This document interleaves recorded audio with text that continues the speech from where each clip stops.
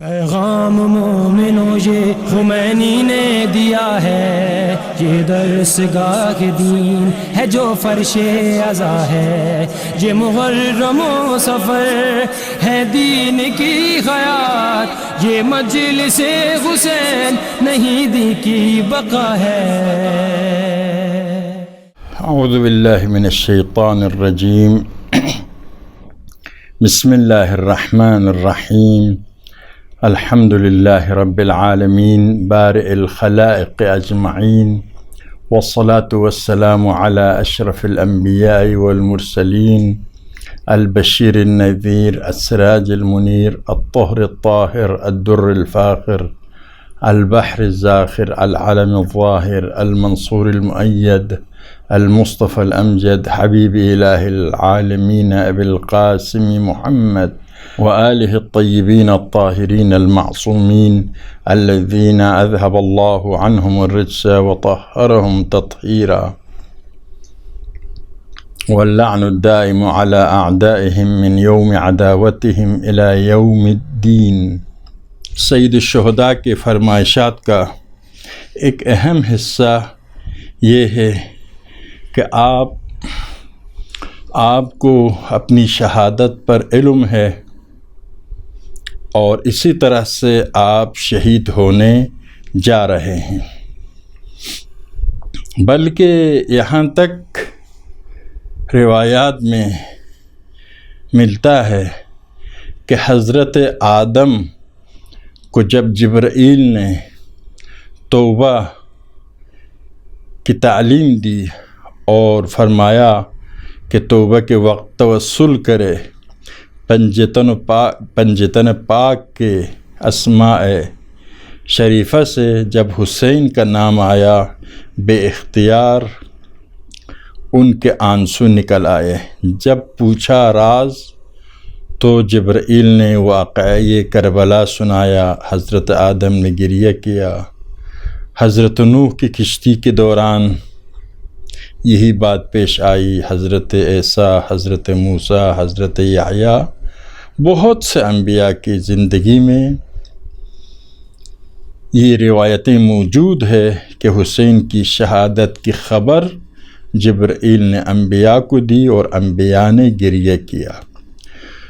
تو حسین کی شہادت آدم سے لے کر خاتم تک، خاتم سے لے کر خود حسین تک سب کو معلوم تھا۔ جب حسین دنیا میں آئے، پیغمبر خدا جناب سید کے دولت سرا میں تھے۔ یہ واقعہ کئی دفعہ رونما ہوا، ان میں سے ایک یہ واقعہ تھا کہ حسین پیغمبر کے گود میں تھے، پیغمبر نے گریہ فرمایا، جناب سید نے پوچھا تو فرمایا میرے بیٹا کربلا میں شہید ہوگا اور سید شہداء ہوگا، تمام شہداء کے سالار سردار ہوگا، آدم سے قیامت تک کے تمام شہداء کا سردار ہوگا میرا یہ بیٹا۔ تو حسین کی شہادت کی خبر آدم سے شروع ہوا، پیغمبر کے زمانے میں بارہا اس خبر کی تکرار ہوئی، اور مولا امیر المؤمنین کے زمانے میں، امام حسن مجتبیٰ کے زمانے میں، اور جب خود حسین کربلا کے لیے تیار ہو رہے تھے، اس وقت آپ نے مختلف فرمائشات میں یہی فرمایا خط الموت على ولد آدم مخط القلاد في جید الفتات وما اولہنی الى اسلاف اشتیاق یعقوب الى یوسف۔ شہادت زینت ہے اولاد آدم کے لیے، جس طرح ایک جوان لڑکی کے گردن میں ہار زینت بخشے، اور میں مشتاق ہوں اپنے آبا کی زیارت کا، جس طرح سے یعقوب مشتاق تھے یوسف کی زیارت کا۔ کأنی بأوصال تقطعها عسلان النواویس، عسلان الفلوات بین النواویس و کربلا، میں گویا دیکھ رہا ہوں میرے گردن کے رگوں کو کچھ میرے گردن کے رگوں کو کاٹ رہے ہیں، کچھ بیڑیے نواویس اور کربلا کے درمیان، اور اپنے پیٹ بھر دیں گے ہمارے خون سے۔ میں مشتاق شہادت ہوں اور میں شہید ہو جاؤں گا۔ یا جب مکے سے نکلنے لگے بنی ہاشم کو خط لکھا، اس میں فرمایا من لحق بنا استشہد، جو ہمارے کاروان میں شامل ہو جائے گا وہ شہید ہو جائے گا، جو ہمارے کاروان میں شامل نہیں ہوگا ومن تخلف لم یبلغ الفتح، وہ کامیاب بھی نہیں ہوگا، فتح و کامیابی کے ساتھ ہمکنار بھی نہیں ہوگا۔ دوسری جگہ پر فرمایا مکہ کے دوران خطبے میں نکلتے ہوئے یہی فرمایا کہ میں اسی کم تعداد کے خاندان کے ساتھ نکلتا ہوں، اگر کوئی خدا کی دیدار کرنا چاہتا ہے، شہادت کے لیے اپنا آپ کو کسی نے تیار کیا ہے تو میرے ساتھ نکلے، میں کل صبح نکلنے والا ہوں۔ انی مصبح، انی راحل مصبحا، من توطن نفسه لقاء اللہ، جو اپنا خون خدا کے راہ میں دینا چاہتا ہے کل صبح میرے ساتھ نکلے۔ یا جب کسی بزرگوار نے کہا کہ آپ نہ جائیے عراق کی طرف، آپ شہید ہو جائیں گے، تو حسین نے فرمایا جب تک میرے خون نہیں بہائیں گے تب تک بنو امیہ مجھ کو چھوڑیں گے نہیں، یعنی میرے خون ضرور بہائیں گے۔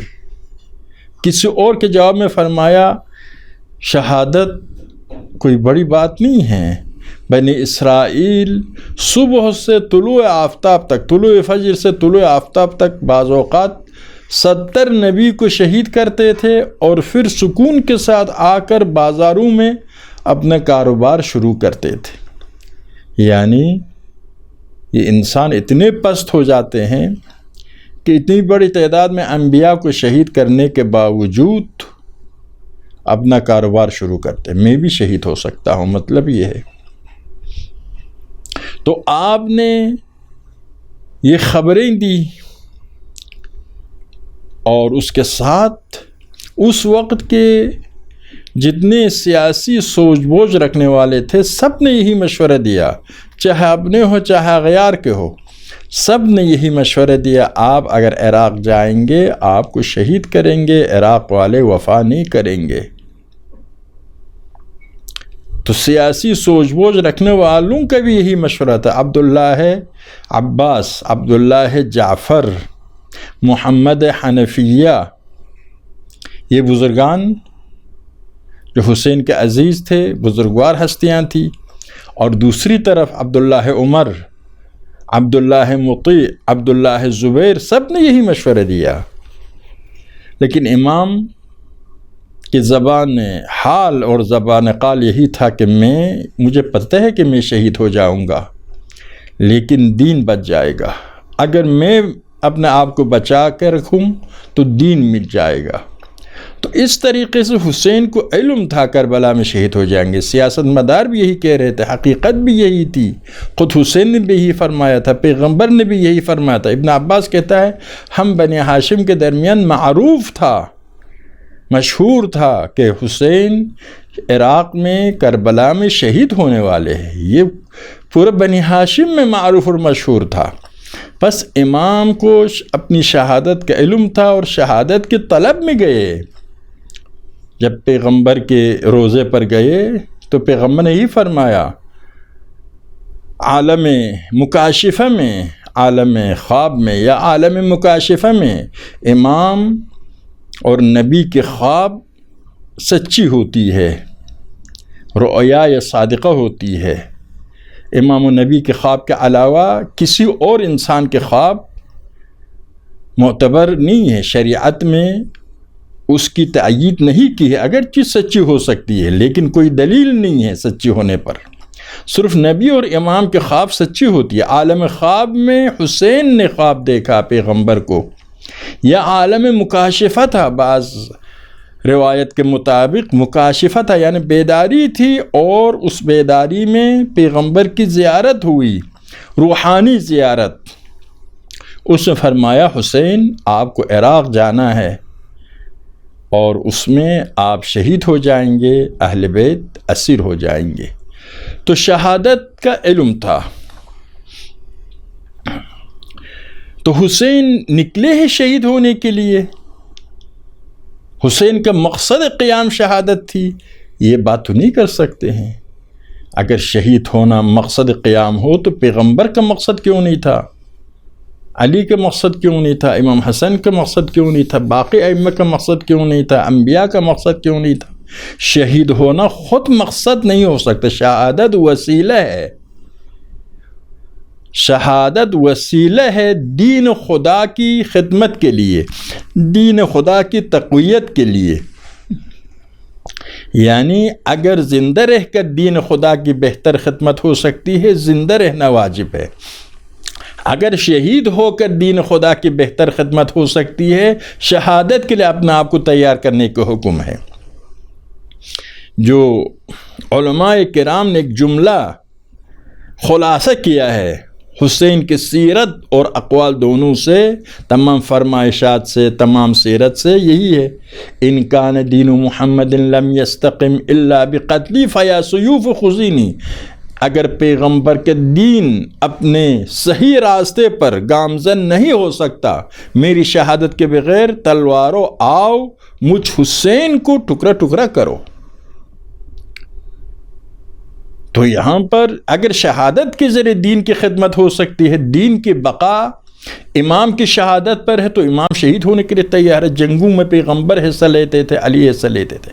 اگر دین کی بقا امام کی حیات میں ہے تو امام شہادت کے لیے اپنے آپ کو پیش نہیں کرتے تھے۔ خلاصہ شہادت ہو، جہاد ہو، امر معروف ہو، سب کے سب وسیلہ ہے دین کی تقویت کے لیے۔ دین یعنی خدا کی مرضی،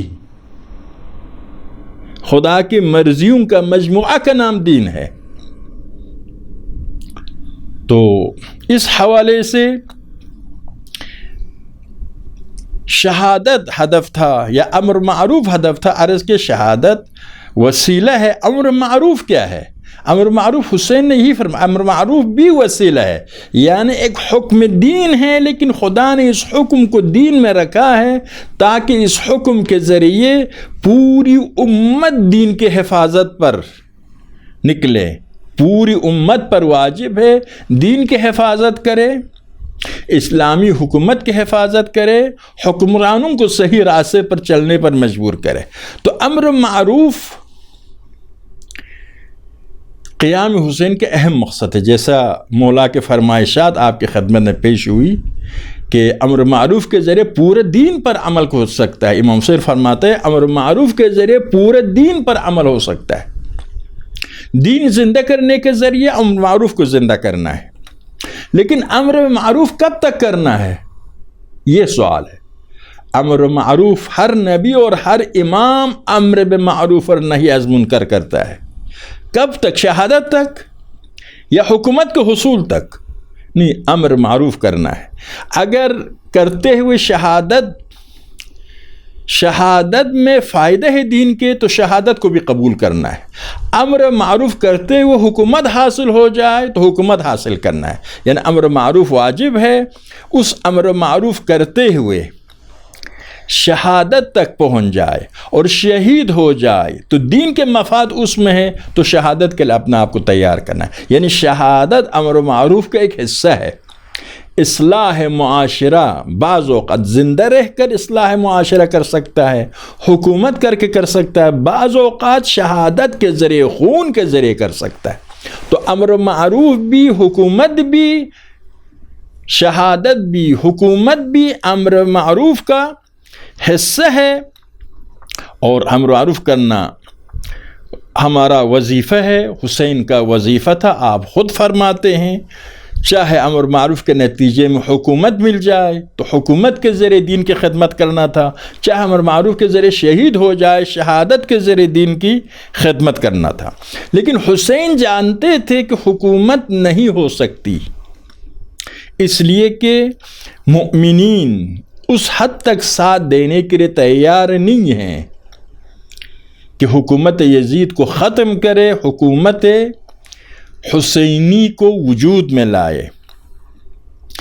تو پھر آپ نے کیوں حکومت کے لیے کوشش کی؟ آپ کی خدمت میں عرض کی، حکومت کے لیے کوشش اس لیے کی تاکہ پیغام دے دے مسلمانوں کو اسلام بچانے کا بہترین ذریعہ حکومت ہے، اسلام کے لیے سب سے بڑا خطرہ ظالم حکومت ہے۔ اور دوسرا یہ ہے کہ اتمام حجت جب تک مددگار ہو قیام کرنا امام پر واجب ہے، مددگار نہ ہو مددگار پیدا کرنا، تبلیغ دین کے ذریعے، پیغام کے ذریعے، مختلف تربیت کے ذریعے مددگار پیدا کرنا، مددگار وجود میں آنے کے بعد حجت قائم ہو جاتی ہے کہ ان مددگاروں کی مدد سے حکومت حق وجود میں لائے۔ لیکن جب آپ نے امت کو تیار کیا یزید کے اور باطل حکومتوں کے خلاف اور مددگار پیدا ہو گئے، آپ نے حضرت مسلم روانہ کیا، اور لیکن مددگاروں نے خیانت کی، جس کے نتیجے میں حسین پر حجت ختم ہو گئی۔ لیکن حسین نے اپنا پیغام دے دیا کہ حکومت باطل سب سے زیادہ خطرہ ہے دین کے لیے، حکومت حق وہ اہم ذریعہ ہے جس کے ذریعے آپ دین کے مقاصد کو عملی کر سکتے ہیں۔ ایک سوال یہ پیدا ہوتا ہے، اگر امام امر معروف کے لیے نکلے ہیں اور یہ امر معروف شہادت تک قائم و دائم رہا، یعنی آپ کا فریضہ امر معروف تھا، چاہے اس فریضہ پر عمل کرتے ہوئے شہید ہو جاتے، لیکن آپ کو علم تھا شہید ہونے والے ہیں، اس کے باوجود اس فریضے پر عمل کرتے ہوئے شہادت کو آغوش سے لگایا، شہادت کے مشتاق ہوئے۔ جب آپ سمجھ رہے تھے کہ معاشرہ کا اصلاح کا واحد ذریعہ حسین کا خون ہے، آل حسین کا خون ہے، سیدانیوں کی اسیری ہے، اطفال کی مظلومیت اور پیاس ہے، آپ نے اس کو انتخاب فرمایا، امر معروف کا ایک حصہ وہی بن گیا۔ کیوں باقی انبیاء نے ایسا نہیں کیا؟ کیوں باقی ائمہ نے ایسا نہیں کیا؟ اگرچہ بعض انبیاء بھی شہید ہو گئے، اس میں کوئی شک نہیں ہے، اور پیغمبر خدا علی مرتضیٰ جنگوں میں حصہ لیا، شہادت تک آگے جا رہے تھے، خود علی فرماتے میں شہادت کا مشتاق ہوں۔ تو لیکن عام طور پر آپ دیکھ رہے ہیں انبیاء اور ائمہ امر معروف کرتے ہوئے شہادت تک نہیں پہنچے۔ اس کا وجہ کیا تھا؟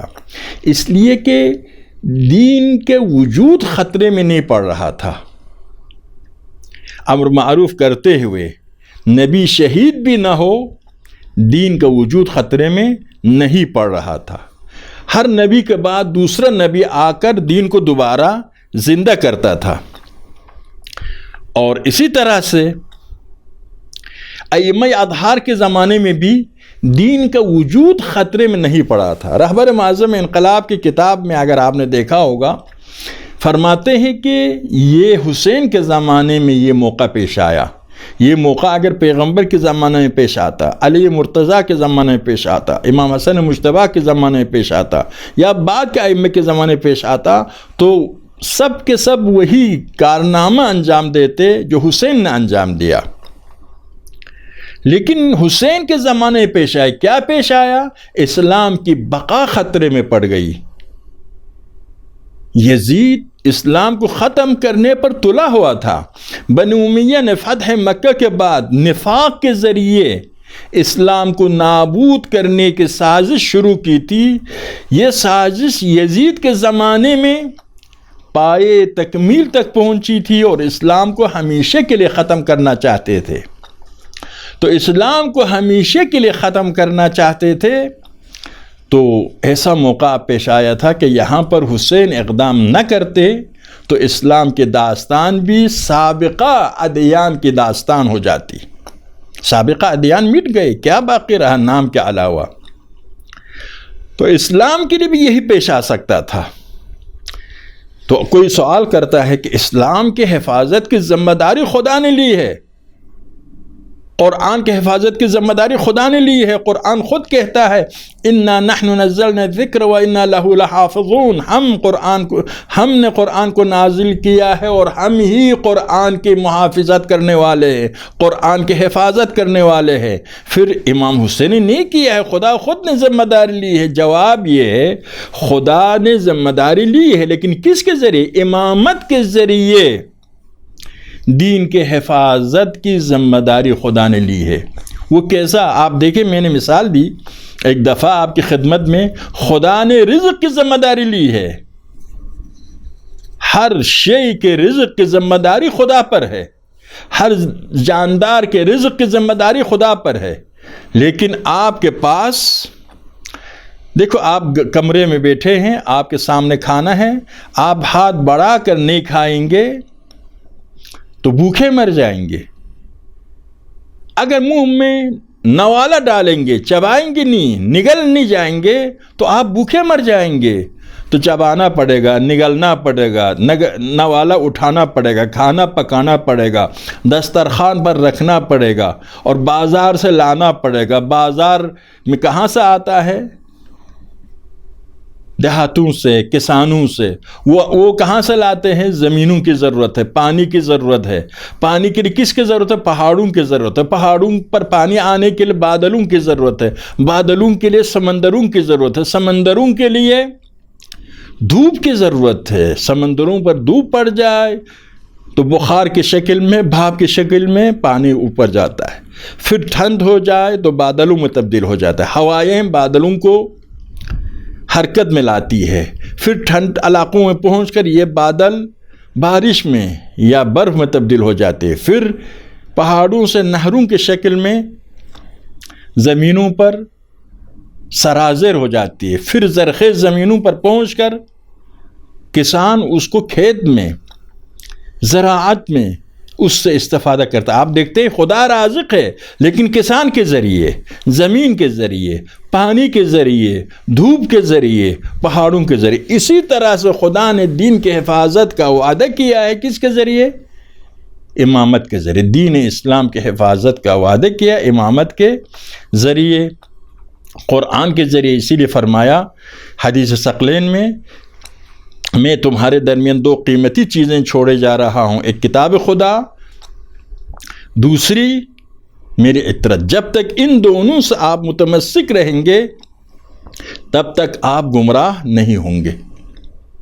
یہ حفاظت دین کا ذریعہ ہے۔ اسی طرح سے فرمایا حسین چراغ ہدایت ہے، کشتی نجات ہے۔ فرمایا میرے اہل بیت کشتی نوح کی طرح ہے، یعنی اگر کشتی نوح نہ ہو تو نجات نہیں حاصل کر سکتا تھا کوئی، اسی طرح سے میرے اہل بیت کے بغیر کوئی نجات حاصل نہیں کر سکتا۔ تو عرض یہ کر رہا تھا کہ حسین کے ذریعے، حسین کے زمانے میں دین کا وجود خطرے میں پڑ گیا، لیکن باقی ائمہ کے زمانے میں دین کا وجود خطرے میں نہیں پڑا، اس لیے کہ خون حسین نے دین کی بقا کی ضمانت کی تھی۔ خون حسین کی وجہ سے یزیدیت ہمیشہ کے لیے رسوا ہوا تھا۔ خون حسین کی وجہ سے دین کے خلاف تمام سازشیں ناکام ہو رہی تھی، اور اس کے راز بھی یہی کہ امت خون حسین کی نسبت میں اپنا آپ کو ذمہ دار سمجھتی تھی۔ اما باقی ائمہ کے زمانے میں اگر ائمہ خون دیتا، حسین کے خون کا اثر باقی ائمہ کے خون میں نہیں تھا۔ امام، اگرچہ امام کا مقام عظیم ہے، لیکن حسین کا درجہ سب سے بالا تر ہے۔ مسلمانوں کے پاس حسین کا جو مقام ہے، شیعہ سنی سب کے پاس حسین کی شان میں جو آیات ہے، جو احادیث ہے، پیغمبر جو پیار کرتے تھے حسین کے ساتھ، یہ مسئلہ حسین کے ساتھ تھا، باقی اماموں کے ساتھ نہیں تھا۔ اور اسی طرح سے اصحاب پیغمبر اس زمانے میں تھے جو جانتے تھے پیغمبر کس طریقے سے حسین کے ساتھ پیار کرتے تھے، اور تابعین اس زمانے میں تھے جنہوں نے اصحاب سے ڈائریکٹ سنا تھا کہ حسین کا مقام کیا تھا پیغمبر کے پاس۔ یہ مسائل بعد کے انبیاء کے لیے، ائمہ اطہار کے لیے نہیں تھا، تو حسین کا خاص مقام تھا۔ حسین کی شہادت معاشرے میں انقلاب لا سکتا تھا، شیعہ سنی سب کے درمیان انقلاب لا سکتا تھا، لیکن باقی ائمہ کے لیے، اگرچہ باقی عرض کے معصوم ہے، عظیم مقام کے حامل ہے، لیکن یہ محسوس باتیں باقی ائمہ کے پاس نہ ہونے سے دنیا تشیع کے لیے مؤثر ہو سکتا تھا، لیکن دنیا تشیع میں بھی حسین کا مقام بالا تر ہے، حسین باقی سارا ائمہ سے افضل ہے، یہ تو کلیئر ہے، یہ تو ثابت ہے۔ اسی لیے باقی ائمہ کی شہادت کی ضرورت نہیں تھی، اس لیے کہ خون حسین نے اپنا اثر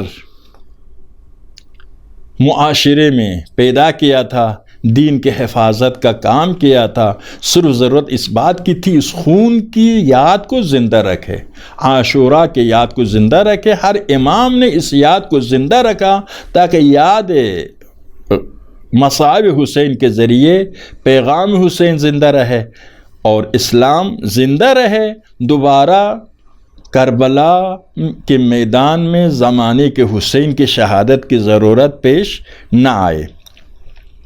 تو حسین نے جو انتخاب کیا یہی تھا، عرض کہ اسلام کا وجود حسین کے زمانے میں خطرے میں پڑ گیا تھا، اسلام کی بقا خطرے میں پڑ گئی تھی۔ یزید کیا کہتا تھا؟ یہ ملک بنانے کے لیے، حکومت کرنے کے لیے کھیل کھیلا ہے بنی ہاشم نے، نہ کوئی وحی ہے نہ کوئی آسمان سے خبر ہے۔ شہزادی زینب جب دربار یزید میں پہنچی، یزید نے اس دربار میں کھلم کھلا کفر کے الفاظ زبان پر جاری کیا تو آپ نے فرمایا تم کافر ہو گئے ہو۔ اس کے بعد فرمایا فواللہ لا تمحو ذکرنا ولا تمیت وحینا، تم نہ ہماری یاد کو مٹا سکتے ہو نہ ہماری وحی یعنی اسلام پیغمبر خدا پر نازل شدہ وحی ہے، نہ اس کو ختم کر سکتے ہو، یعنی تمہارا مقصد اسلام کو ختم کرنا ہے اور اسلام کے محافظ اہل بیت کو ختم کرنا ہے، دونوں میں تم ناکام ہو جاؤ گے۔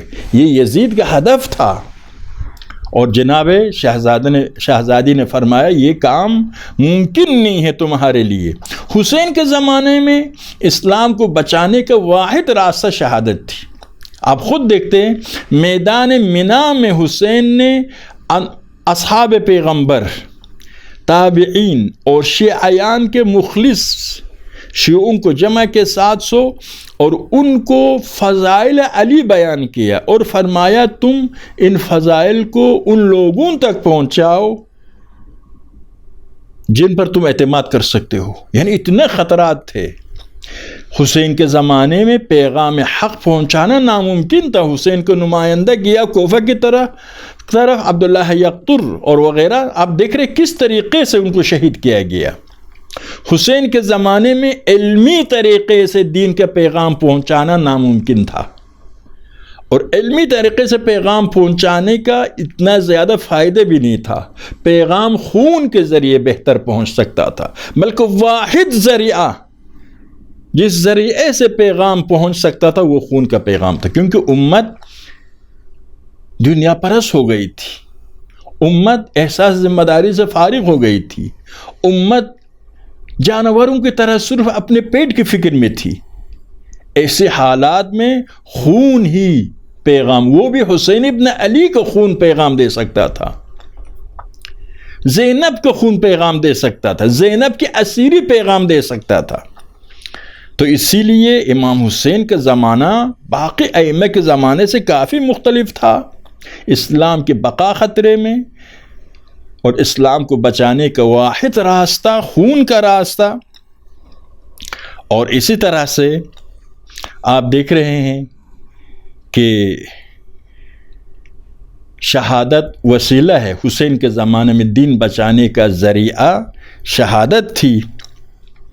جہاں شہادت کے ذریعے دین کے لیے فائدہ ہو وہاں اہل بیت شہادت کو اپناتے ہیں، جہاں صلح کے ذریعے دین بچا سکتے ہو، امام حسن کے زمانے میں صلح کیا تاکہ مسلمان اپنی آنکھوں سے دیکھے بنو امیہ کس قسم کے لوگ ہیں۔ اور اسی طرح سے علی مرتضیٰ نے اسلام کی صحیح تصویر پیش کر کے خلفاء کی برائیوں کو ثابت کیا اصلی اسلامی حکومت ایسا ہے۔ خلاصہ ہر زمانے میں دین کی حقیقت پیش کرنے کے لیے، مسلمانوں کو بیدار کرنے کے لیے، دین کی خدمت کرنے کے لیے، دین کو باقی رکھنے کے لیے مختلف ذرائع ہو سکتا ہے، لیکن حسین کے زمانے میں اصل وجود اسلام خطرے میں پڑ گیا تھا۔ جیسا عرض کیا، حسین فرماتے علی الاسلام السلام، اسلام کو الوداع کہنا چاہیے جب مسلمانوں کو حکمران یزید جیسا ہو جائے۔ اور امام نے شہادت کے راستے کو اپنایا تاکہ اسوہ پیش کر سکے۔ مشہور واقعہ ہے، ادبا نے یہ واقعہ، یہ داستان بنائی ہے، بہت خوبصورت پیغام ہے۔ آپ جانتے ہیں داستانیں بنائی جاتی ہے عام طور پر، لیکن پیغام حقیقی پیغام ہے۔ ایک تاجر ہندوستان تجارت کے لیے جا رہا تھا، اپنے گھر کے ہر فرد سے پوچھا تم کیا چاہتے ہو، تم کیا چاہتے ہو؟ ہر ایک نے اپنی خواہش پیش کی کہ میرے لیے ہندوستان سے یہ مال لاؤ، دوسرے نے کہا یہ مال لاؤ۔ اپنے گھر میں جو طوطا تھا اس سے پوچھا تو اس نے کہا کہ میرا سلام پہنچاؤ ہندوستان کے طوطوں تک، سنا ہندوستان کے جنگلوں میں طوطے بہت ہوتے ہیں۔ تاجر چلا گیا، جب کسی جنگل سے گزر ہوا طوطے نظر آئے، اس کو اپنے طوطے کی بات یاد آئی۔ طوطوں سے کہا اے طوطو، میرے گھر میں ایک طوطا ہے، اس نے تم سب کو سلام پہنچایا ہے۔ یہی جملہ سننا تھا، سارے طوطے درختوں کے شاخوں سے گر گئے اور مر گئے۔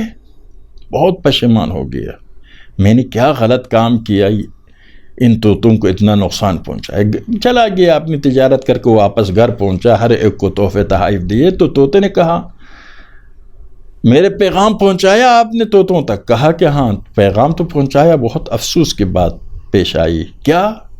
کہا کہ جیسے ہی پیغام پہنچایا سارے طوطے مر گئے۔ اس جملے کو سننا تھا، وہ طوطا بھی مر گیا اسی پنجرے میں۔ تاجر مزید پشیمان ہو گیا، پنجرے کے دروازہ کھولا، کھولتے ہی طوطا اڑ کر چلا گیا، درخت کے شاخ پر بیٹھا۔ تو تاجر نے کہا کہ راز بتاؤ۔ کہا کہ وہ طوطے مجھے پیغام دینا چاہتے تھے کہ آزاد ہونے کا راستہ کیا ہے، طریقہ بتانا چاہتے تھے۔ اب اتنے دور راستہ ہے، وہ بھی تمہارے ذریعے، پیغام پہنچانے کا کوئی راستہ نہیں تھا اس راستے کا، عملی راستہ۔ اس عملی راستے کے ذریعے دور دور زمان کے لحاظ سے، مکان کے لحاظ سے دور علاقوں تک پہنچا سکتا تھا۔ انہوں نے مجھے آزاد ہونے کا طریقہ بتایا، یہی تھا۔ حسین نے اس وقت شہادت کو اپنا کر قیامت تک امت کو طریقہ بیان کیا، کس طریقے سے دین کی حفاظت کرنا ہے، کس طریقے سے دین کو نجات دینا ہے۔ اگر آپ سمجھتے ہیں وقت کی حکومت سب سے بڑی طاقت ہے، آپ کے ساتھ 72 سے زیادہ نہیں ہیں، تو لڑ کر کامیاب نہیں ہو سکتے ہیں، تو شہادت کے ذریعے کامیاب ہو سکتے ہیں۔ دشمن کی حکومت کو ختم نہیں کر سکتے ہیں گردنوں سے، تو دلوں سے اس کو حکومت کو ختم کر سکتے ہیں۔ دشمن کے خون نہیں بہا سکتے ہیں، دشمن کو رسوا کر سکتے ہیں۔ اس طریقے سے حسین نے اپنی شہادت کے ذریعے سکھایا، اگر دین کے خلاف سازش ہو، دین کے لیے خطرہ ہو، تو آپ شہادت کے ذریعے دین کی مدد کر سکتے ہیں۔ دشمن جتنی طاقتور کیوں نہ ہو، خون کی طاقت اس سے زیادہ ہے۔ مقاومت وہی کربلا کا پیغام ہے، یعنی دشمن جتنی طاقتور کیوں نہ ہو، آپ مقاومت کریں، آپ مزاحمت کریں، آپ استقامت کریں، دشمن کو سکون سے بیٹھنا نہ دیں، کم از کم حق کا نام نہیں مٹ جائے گا۔ اس طریقے سے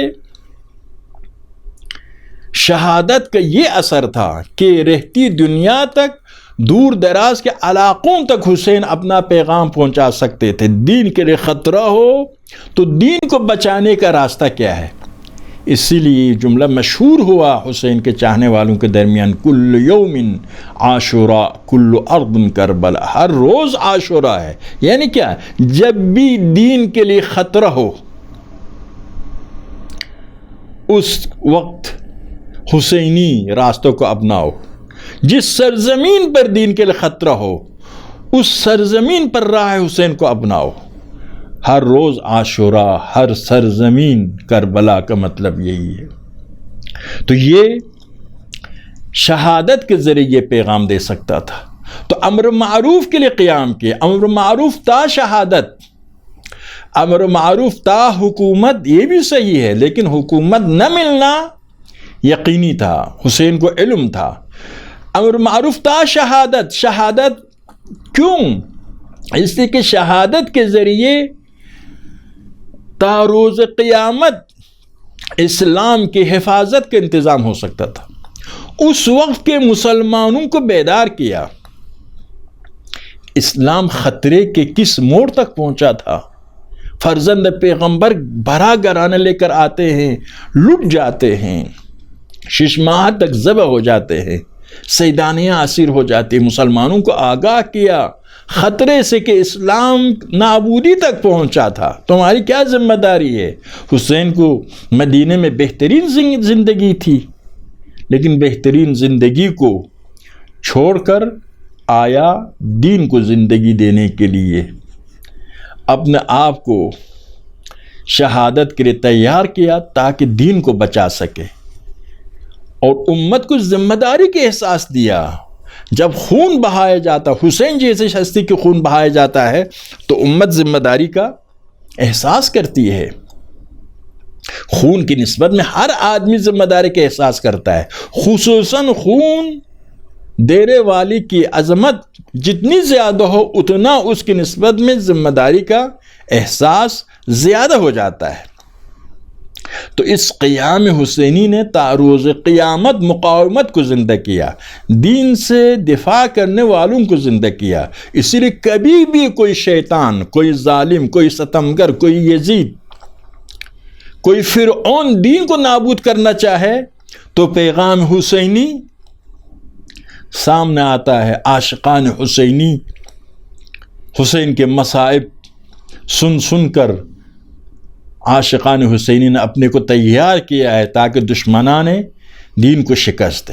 اسی طرح سے اس زمانے میں مشکل یہ تھا کہ دین کی اہمیت کم تھی، دنیاوی مفادات کے وقت دین کی اہمیت کم تھی۔ حسین نے یہ پیغام دیا دین سب سے زیادہ اہم ہے، سب کچھ دین پر فدا ہونا چاہیے۔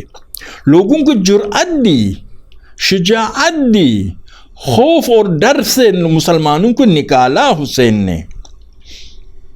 تو یہ قیام کربلا کا ایک اہم ذریعہ ہے۔ قیام کربلا کے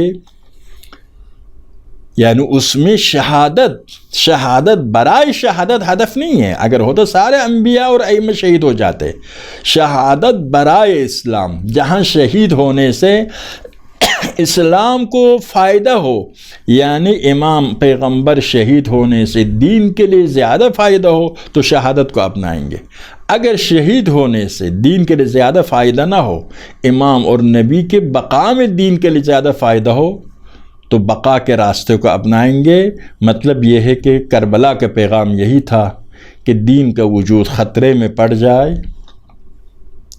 اسلامی حکومت خطرے میں پڑ جائے،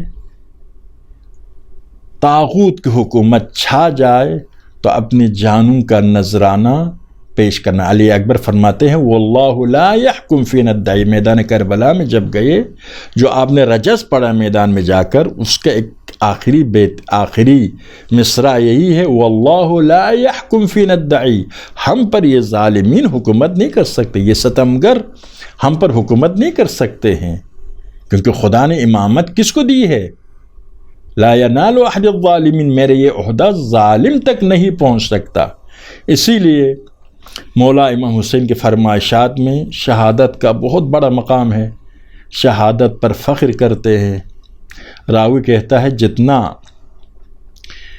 عصر عاشور نزدیک آتا جا رہا تھا، اتنا ہی حسین کے راویوں کہتا ہے، راوی بھی دشمنوں میں سے ہے، کہتا ہے کہ کسی مصیبت زدہ کو میں نے نہیں دیکھا حسین کی طرح۔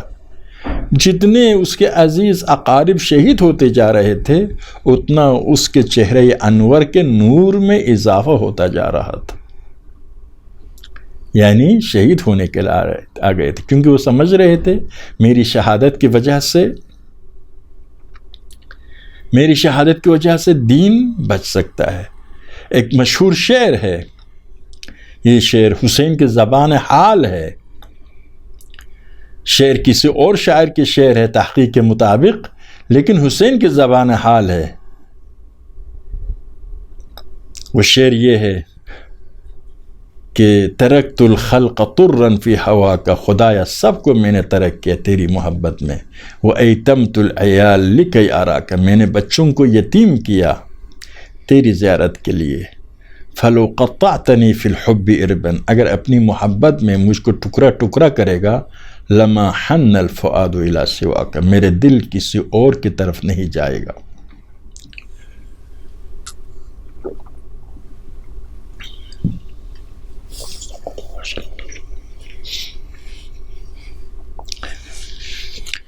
تو آج میرا دل چاہتا ہے حسین کی مظلومیت کا سب سے بڑا گواہ، سب سے بڑا شاہد شہزادہ علی اصغر کا تذکرہ کروں۔ علی اصغر چھوٹا علی ہے، لیکن سب سے بڑا مدافع اسلام ہے۔ حسین کی مظلومیت کے اوپر سب سے بڑی دلیل ہے، یہ ایسی دلیل ہے جس کو ہر انسان مانتا ہے، مسلمان ہو، ہندو ہو، عیسائی ہو، مجوسی ہو، ماننے پر مجبور ہے۔ اگر انسان ہے تو حسین کی مظلومیت کے سب سے بڑی دلیل اور گواہ ہے۔ روایات کے مطابق حسین میدان میں گئے، حل من ناصر ینصرنا حل من ذاب یذب عن حرم رسول اللہ، آواز دے رہے تھے میدان میں، کوئی ہے ہماری مدد کرنے والا، کوئی ہے آل پیغمبر سے دفاع کرنے والا۔ یہ جملہ انتہائی مظلومیت کی بات تھی، مظلومیت کی علامت تھی۔ آپ جانتے ہیں صفین میں ایک دفعہ مولا امیر المؤمنین نے کہا حل من ناصر ینصرنا، تو 12,000 مجاہد آئے، کہا یا علی یہ مظلوموں کا جملہ ہے، ہم برداشت نہیں کر سکتے۔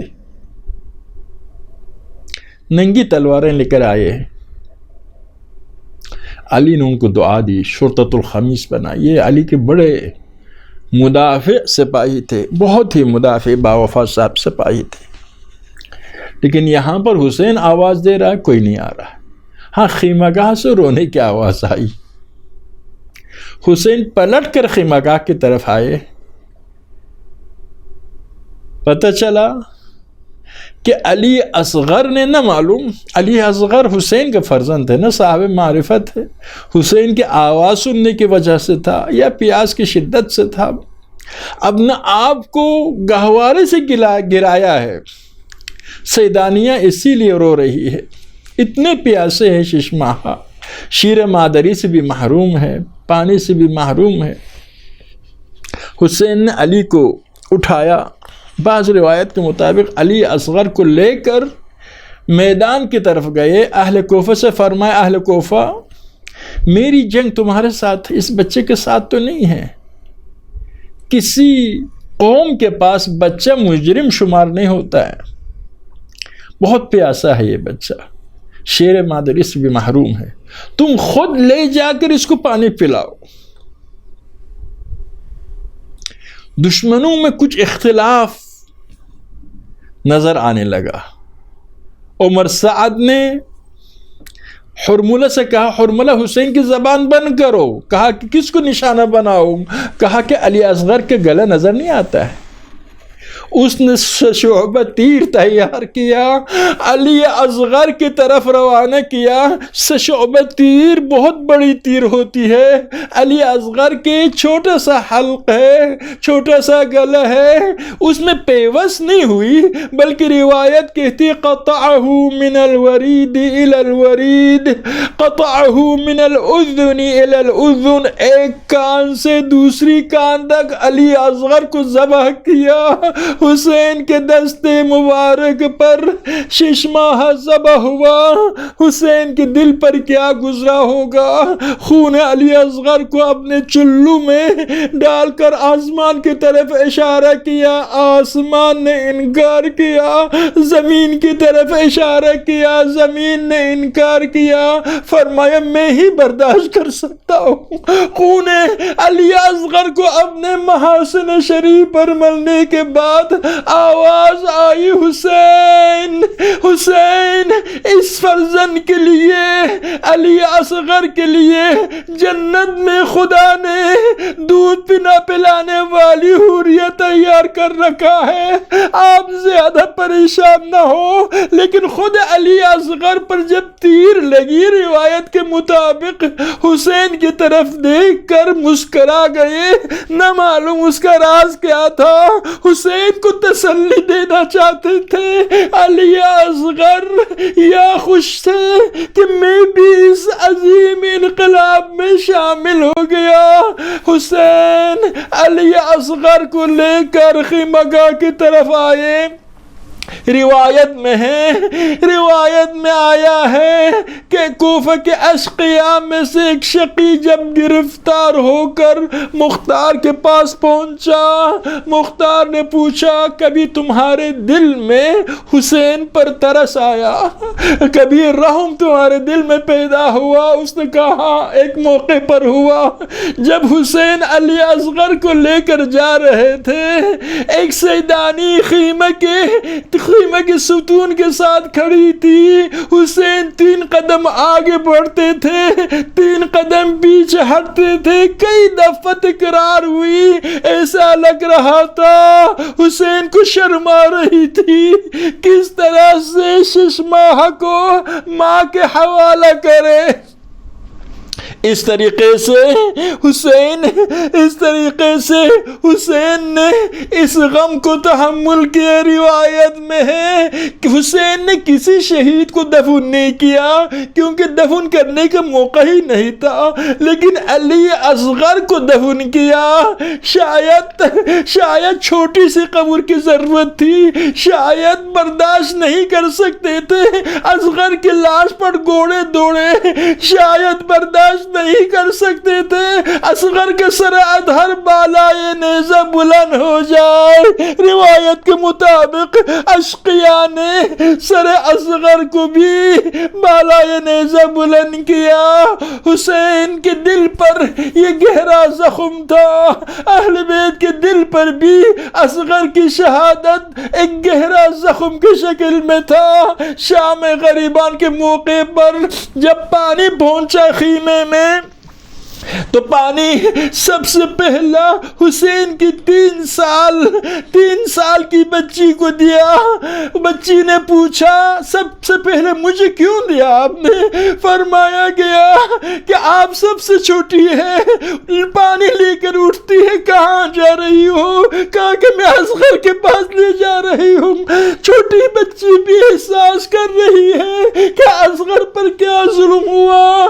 عاشور کے دن 11 کے دن جب شہزادی سکینہ حسین سے لپٹ گئی، حسین کے لاش سے لپٹ گئی، غشی کے عالم میں گئی، نیند آئی، عالم خواب میں حسین نے فرمایا میرے شیعو جب بھی پانی پیو میری یاد کرنا۔